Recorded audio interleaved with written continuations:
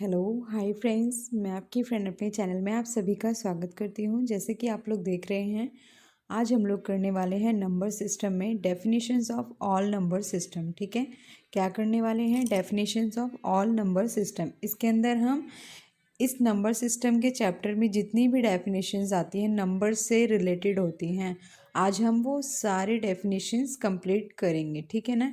Specially 4 definitions हैं जो मैं आपको इसके अंदर बता रही हूँ, जो हमारे इस पूरे चैप्टर से रिलेटेड जितने भी क्वेश्चंस हमसे कॉम्पिटिटिव एग्ज़ाम में पूछता है वो इन्हीं डेफिनेशन से ही पूछता है, जो डेफिनेशन मैं आपके सामने लेके आई हूँ। ठीक है फ्रेंड्स, तो चलिए स्टार्ट करते हैं। अब हम जैसे आप देख रहे हैं कि फर्स्ट जो डेफिनेशन है वो है प्राकृतिक संख्या। प्राकृत संख्या, ठीक है, क्या है प्राकृत संख्या? जिसे कहते हैं नेचुरल नंबर। ठीक है, तो इसकी डेफिनेशन क्या होती है? एक सिंपल भाषा में, जिस गिनती को हम एक से शुरू करते हैं, जिस गिनती को हम एक से शुरू करते हैं और जिसका कोई अंत नहीं होता, अनंत होता है। मतलब कहते हैं ना, गिनती अगर हमसे कोई पूछता है कि गिनती एक से लेके कहाँ तक होती है, तो हम बोलते हैं अनंत होती है। तो जब गिनती एक से शुरू होगी, वो अंत तक जाएगी, उसे कहते हैं प्राकृतिक संख्या, जिसका कोई अंत नहीं होता। अब मैं डेफिनेशन एक बार पढ़ के बताती हूँ। एक से अनंत तक की संख्याओं को प्राकृतिक संख्या कहते हैं, जिसका कोई अंत नहीं होता, उसे कहते हैं प्राकृत संख्या। ठीक है ना, यहाँ पे प्राकृत है, ठीक है, इस तरीके का प्राकृत संख्या कहते हैं। तो इसका एग्जाम्पल ये है। ठीक है, अब हम चलते हैं थोड़ा सा और आगे चलने से पहले हम लोग बताते हैं कि हमसे एग्ज़ाम में कितनी बारी ये क्वेश्चन ना पुट कर लेता है। जो हमारे कॉम्पिटिटिव एग्ज़ाम होते हैं उसके अंदर हमसे पूछ लेता है कि प्राकृतिक संख्या शुरू कहाँ से होती है, या प्राकृतिक संख्या का अंत कहाँ से होता है। 2 क्वेश्चन आपके ये बन गए हैं।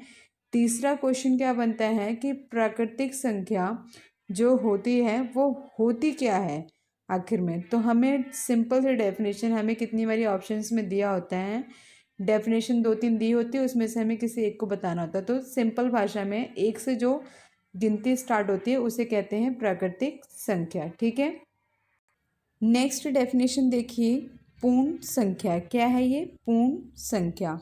तो पूर्ण संख्या किसे कहते हैं? होल नंबर को कहते हैं जब गिनती में 0 से शुरू किया जाता है। ठीक है ना, अभी तक हमने प्राकृतिक संख्या किया है जिसमें हमने बोला है कि एक से शुरू जो गिनती होती है, या जो एक से नंबर शुरू होता है, उसे कहते हैं प्राकृतिक संख्या। ठीक है, इसमें क्या करना है कि एक के आगे 0 लगा देना है। ठीक है, यानी 0 से जो गिनती शुरू होती है उसे क्या कहते हैं? पूर्ण संख्या। क्या कहते हैं? पूर्ण संख्या। क्योंकि इसमें देखिए हमने सारी संख्याएं ले ली हैं, 0 भी ले लिए, 1 भी ले लिया और अनंत भी ले लिया, तो इसलिए इसे कहते हैं पूर्ण संख्या। तो इसकी डेफिनेशन क्या है? जब गिनती में 0 से शुरू किया जाता है और तब एक समूह बनता है, मतलब ये पूरा एक समूह बन जाता है, और तब समूह बनता है तो उसे क्या कहते हैं? पूर्ण संख्या। ठीक है, इसका एग्जाम्पल देखिए, 0, 1, 2, 3, इस तरीके से हमारी बनती है पूर्ण संख्या। और एग्ज़ाम में जो हमसे क्वेश्चन पूछता है वो क्वेश्चन यही पूछता है कि हमारे सामने ना कुछ इस तरीके का एग्जाम्पल दे देता है, जैसे एक एग्जाम्पल ये दे दिया, या एक एग्जाम्पल कुछ इस तरीके का दिया, इस तरीके का। तो यहाँ पे हमें कंफ्यूज होने की ज़रूरत नहीं है। इतना याद रखना कि संख्या में 0 से शुरू हो रही है और इसमें 0 की काउंटिंग की जा रही है, कि एक संख्या ये है तो एक संख्या ये भी है, ये भी है, तो इसे क्या कहते हैं? हमारा पूर्ण संख्या। ठीक है, और अगर हमें एग्जाम्पल कुछ इस तरीके का दिया जाता है, 1, 2, इस तरीके का दिया है, तो क्या ये पूर्ण संख्या है? नहीं, क्योंकि यहाँ पे हमारे पास 0 नहीं है। तो याद रखिएगा, एग्जामिनर जो होता है हमें कंफ्यूज करने के लिए कई तरीके निकालता है। अब हमें याद करना है टू द पॉइंट, यानी जो मैंने आपको बताया सिर्फ आप उतना याद रखो। 0 से जो संख्या शुरू होती है या जो गिनती शुरू होती है तब एक समूह बनाती है। 0 ऐड किया, 1 ऐड किया और फिर अनंत ऐड कर लिया, एक समूह बन गया। ठीक है, और फिर पूरा तैयार क्या हुआ? पूर्ण संख्या। इस तरीके से हम पूर्ण संख्या की डेफिनेशन देंगे। देखिए अभी तक हमने 2 डेफिनेशन की है, अब हम करेंगे तीसरी डेफिनेशन, जिसे कहते हैं सम संख्या। ठीक है, क्या कहते हैं हम? सम संख्या। तो सम संख्या का जो डेफिनेशन है, इसे पहले बता दूं, इंग्लिश में कहते हैं इवन नंबर। सम संख्या को क्या बोलते हैं? Even number. इसकी डेफिनेशन वो है, वह प्रकृत संख्या जिसे 2 से विभाजित किया जाता है वह सम संख्या कहलाती है। मतलब कोई हमें नंबर दिया हो, उसे हम 2 से विभाजित कर दें। एक तो 2 से हम 2 को विभाजित कर सकते हैं, आराम से देखिए, 2 एकम 2, 2 एकम 2। 4 को हम विभाजित कर सकते हैं 2 से, 2 दूनी 4। 6 को विभाजित कर सकते हैं 2 से, 2 एकम 2, 2 तिहाई 6। मतलब कहने का मतलब वह संख्या जो 2 से विभाजित यानी 2 से डिवाइड हो जाए उसे कहते हैं सम संख्या। ठीक है, किसे कहते हैं सम संख्या? जो 2 से विभाजित हो जाए, 2 से डिवाइड हो जाए, उसे कहते हैं सम संख्या। एग्जाम में हमसे एक पेयर इस तरीके का कुछ दे देगा, 2, 4, 6, तो ये बोलेगा बताइए ये सम संख्या से डिविजिबल है या 2 से विभाजित है, या कोई ऐसी संख्या जो इसमें 2 से विभाजित नहीं हो सकती है। इस तरीके का हमसे एक पेयर बना के पूछ सकता है एग्जाम में। तो हमें पता होना चाहिए कि सम संख्या क्या होती है और विषम संख्या क्या होती है, जो हम अगली डेफिनेशन पढ़ेंगे।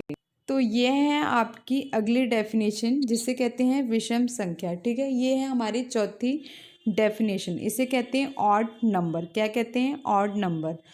इसकी डेफिनेशन क्या है? वह प्राकृतिक संख्या जिसे 2 से विभाजित नहीं किया जा सकता। मतलब ये दोनों एक दूसरे के अपोजिट होते हैं। सम और विषम जो होते हैं, इवन और ऑड नंबर जो होते हैं, ये दोनों एक दूसरे के अपोजिट होते हैं। वह 2 से विभाजित होता है सम, और विषम जो होता है 2 से विभाजित नहीं हो सकता है। ठीक है, तो इसका जो एग्जाम्पल है वो है 1, 2 और 5। इस तरीके से आगे भी बढ़ता जाएगा। 7 हो गया आपका, और आपका हो गया 11। ठीक है, इस तरीके से हमारी जो चीज़ें होती हैं वो बढ़ती जाती हैं। यानी विषम संख्या क्या है, ये आप देख लीजिए। ठीक है, तो विषम संख्या इसे कहते हैं। और यह जो संख्या है ये सिर्फ अपने ही टेबल पे विभाजित होती है। मतलब अगर हम बात करें कि एक जो है, एक आपको पता है कि एक तो सभी में जाता है, एक की काउंटिंग, एक नंबर जो होता है एक प्राइम नंबर में भी काउंटिंग होती है। ठीक है ना, प्राइम नंबर जो होता है उसे 2 से हम शुरू करते हैं, लेकिन पर एक को भी लिया जाता है, वो मैं आगे आपको बताऊंगी। ठीक है, तो एक जो है, एक अपने पहाड़े से जाता है, अपने ही टेबल में जाता है। 3 जो है वो अपने टेबल को ही काट सकता है और किसी को नहीं काट सकता। ठीक है, ऐसे ही 5 भी अपने ही टेबल को काटता है, इसके अलावा और किसी को नहीं काट सकता। यानी 5 जो है वो अपने ही टेबल काटे, किसी और को विभाजित नहीं कर सकता है। तो ये वह संख्या है जो 2 से विभाजित नहीं होती। ठीक है ना, एक सिंपल सी डेफिनेशन इतना याद रखना। इस तरीके से हम बता सकते हैं कि विषम संख्या क्या होती है। ठीक है, 3, 1, 5, 7, 11, इस तरीके की संख्या क्या होती है? हमारी विषम संख्या। एग्जाम में हमसे विषम संख्या से रिलेटेड क्वेश्चंस थोड़ा कम पूछता, ज़्यादातर हमसे सम से ही पूछता है। ठीक है, अब ये है हमारी पांचवी डेफिनेशन जिसे आप देख रहे हैं।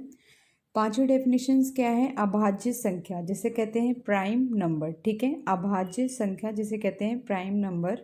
और इसकी डेफिनेशंस अगर आप देखेंगे तो जो हमने विषम की डेफिनेशन बोली है, या जो हमने प्रैक्टिकली उसके अंदर किया है, जो मैंने आपको डिवाइड करके दिखाया है, एकदम सेम वही चीज़ है। बस समझने का फेर है कि आप लोग किस तरीके से समझते हैं मेरी बात को। ठीक है, इसमें क्या लिखा हुआ है? एक से बड़ी वह सभी संख्याएं जो एक को छोड़कर, ठीक है, एक को छोड़कर किसी दूसरी संख्या से विभाजित ना हो, उसे कहते हैं अभाज्य संख्याएं। ठीक है, एक जो है, मैंने कहा था ना कि एक जो होता है वो सभी से विभाजित हो जाता है।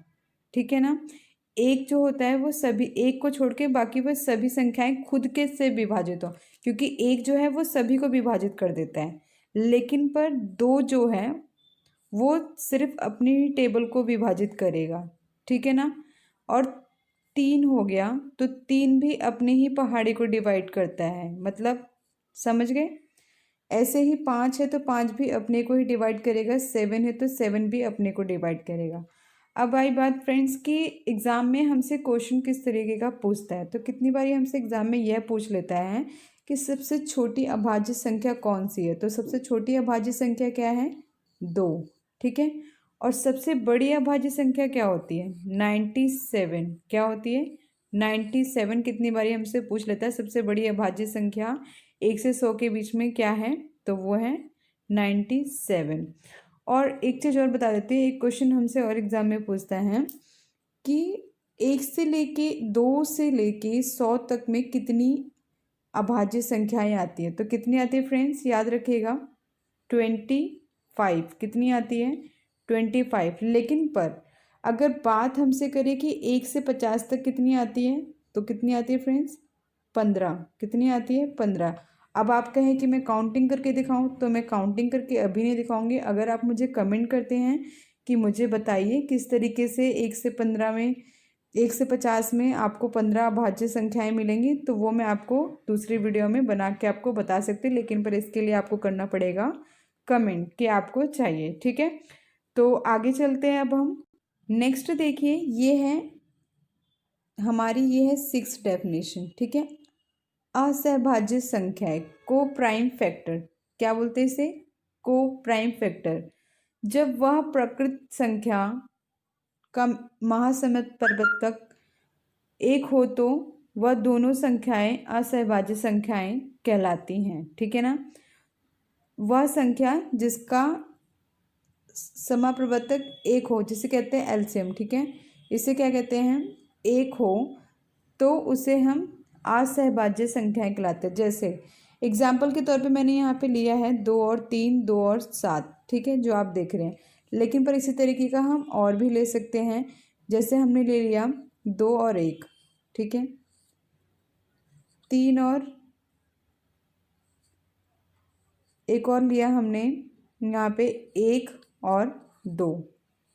ठीक है, इस तरीके का अगर हम लेंगे कि हमारे इसमें जो पहली डिजिट हो या आखिरी डिजिट हो, ये दोनों हमारी सेम आनी चाहिए। तो इस तरीके से हम क्या बोलेंगे कि ये इसका सेम समाप्रवर्तक है। ठीक है ना, तो फ्रेंड्स आज के लिए इतना ही। होप सो आप सभी को समझ में आ गया होगा कि मैं आपको डेफिनेशंस में क्या समझाना चाहती हूँ। जो ये सहभाज्य संख्या का डेफिनेशन है, इसे एग्ज़ाम में थोड़ा मैं इसलिए आपको डीपली नहीं क्लियर कर रही हूँ क्योंकि इसके अंदर एग्ज़ाम में बहुत रेयर ही क्वेश्चन पूछता है। ज़्यादातर हमसे इवन ऑड अभाज्य भाज्य संख्याओं में से ही ज़्यादा पूछता है। ठीक है, तो और साथ ही हमसे पूछते हैं नेचुरल नंबर और जो हमारा वोल नंबर है, इसमें से जो 4 डेफिनेशन स्टार्टिंग की करवाई हैं उसको बहुत ही ज़्यादा हमसे पूछता है एग्ज़ाम में। तो उसको आप ध्यान से देख लीजिएगा। अगर ना समझ में आए तो आप लोग कमेंट करके बताइएगा। आज के लिए इतना ही। Thank you so much for watching my video friends. और मेरी वीडियो अगर थोड़ी सी भी आपको अच्छी लगे तो please like share and comment करें। साथ ही मेरे चैनल को सब्सक्राइब करें जिन्होंने अभी तक मेरे चैनल को सब्सक्राइब नहीं किया है, और बेल आइकन भी ज़रूर प्रेस करें ताकि आपको मेरी सारी वीडियो के नोटिफिकेशंस मिलते रहें और आप टाइम टू टाइम स्टडी को करते रहें। Okay friends, bye.